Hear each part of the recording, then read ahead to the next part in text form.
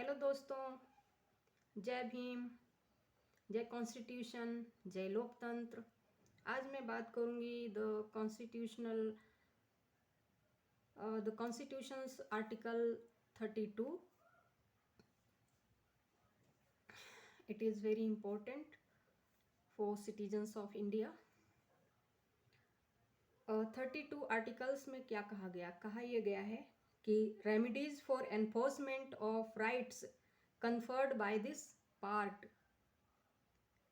Number 1, the right to move the Supreme Court by appropriate proceedings for the enforcement of the rights conferred by this part is guaranteed.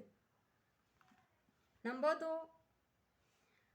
2, the Supreme Court shall have power to issue direction or orders or writs, including writs in the nature of habeas corpus, mandamus, prohibition, quo warranto, and certiorari, whichever may be appropriate for the enforcement of any of the rights conferred by this part. Number 3, without prejudice to the powers conferred on the Supreme Court by clauses 1st and 2nd, Parliament may by law empower any other court to exercise within the local limits of its jurisdiction all or any of the powers exercisable by the Supreme Court under clause 2nd. Number 4, the right guaranteed by this article shall not be suspended except as otherwise provided for by this Constitution.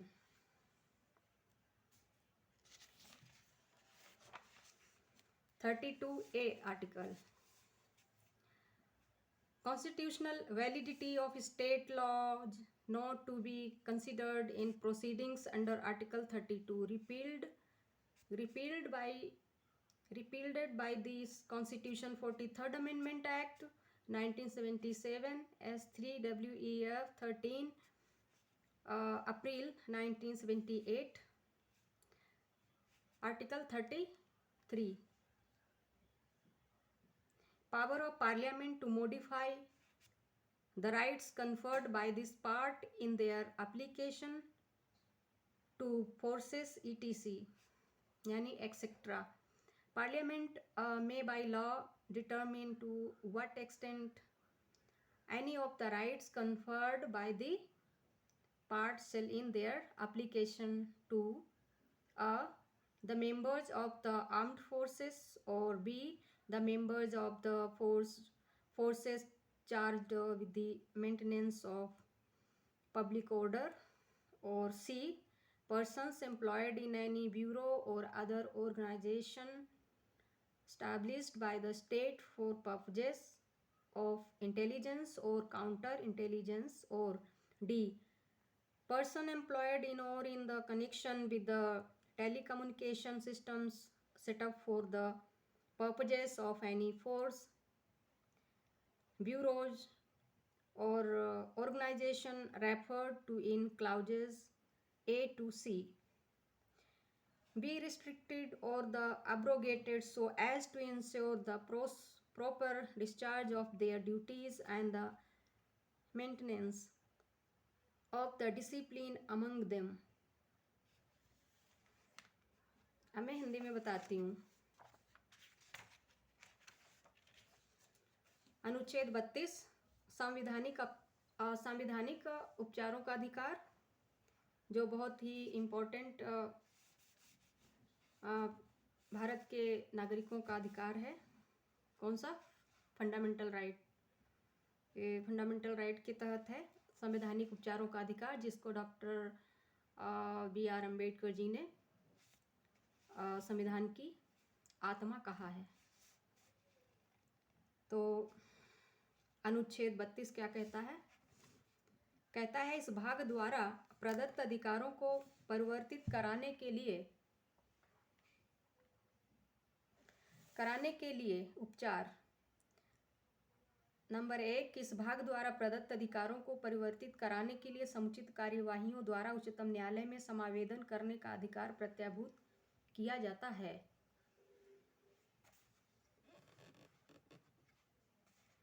किया जाता है। Number 2, इस भाग द्वारा प्रदत्त अधिकारों में से किसी को परिवर्तित कराने के लिए उच्चतम न्यायालय को ऐसे निर्देश या आदेश या रिट जिनके अंतर्गत बंदी प्रत्यक्षीकरण, परमादेश, प्रतिषेध, अधिकार परीक्षा और उत्प्रेषण रिट, ये 5 प्रकार की रिट्स हैं, याचिकाएं हैं, जो भी समुचित हो निकालने की शक्ति होगी।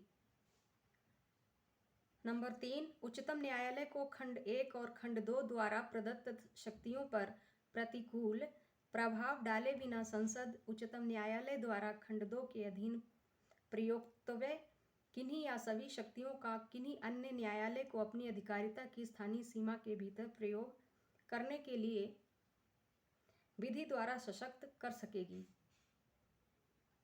नंबर 4, इस संविधान द्वारा अन्यथा उपबंधित के सिवाय इस अनुच्छेद द्वारा प्रत्याभूत अधिकार निलंबित नहीं किया जाएगा। अनुच्छेद 32 का राज्य विधियों की संवैधानिक व्यवस्था पर अनुच्छेद 32 का राज्य विधियों की संवैधानिक वैधता पर अनुच्छेद 32 के अधीन कार्यवाहियों में विचार न किया जाना संविधान 43वां संशोधन अधिनियम 1977 की धारा 3 द्वारा 13/4/1978 से निश्चित।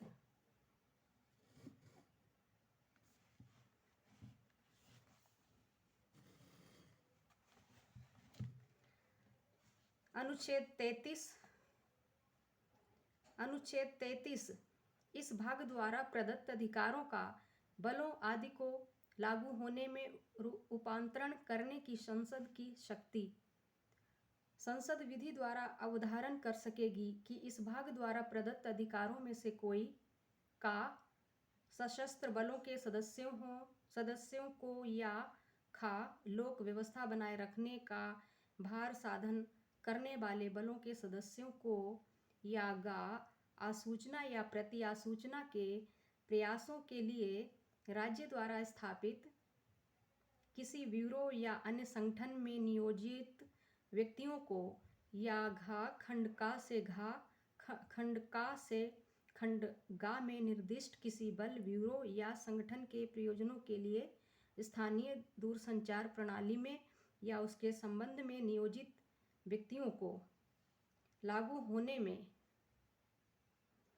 किस विस्तार तक निर्वर्धित या निराकृत किया जाए जिससे उनके कर्तव्यों का उचित पालन और उनमें अनुशासन बना रहना सुनिश्चित रहे। अब मैं आर्टिकल 34 कल पढ़ूंगी। इतना काफ़ी है क्योंकि हमारे संविधान को सब लोग समझ नहीं सकते, तो इसलिए मैं 1 या 2 अनुच्छेद को ही पढ़ूंगी ताकि वो वीडियो भी छोटा रहे, ज़्यादा लंबा ना हो, ताकि लोगों का इंटरेस्ट बना रहे वीडियो देखने में। और मैं संध्या मैम, मेरे चैनल को like, subscribe, comment and share ज़रूर करना। ठीक है। जय लोकतंत्र, जय संविधान।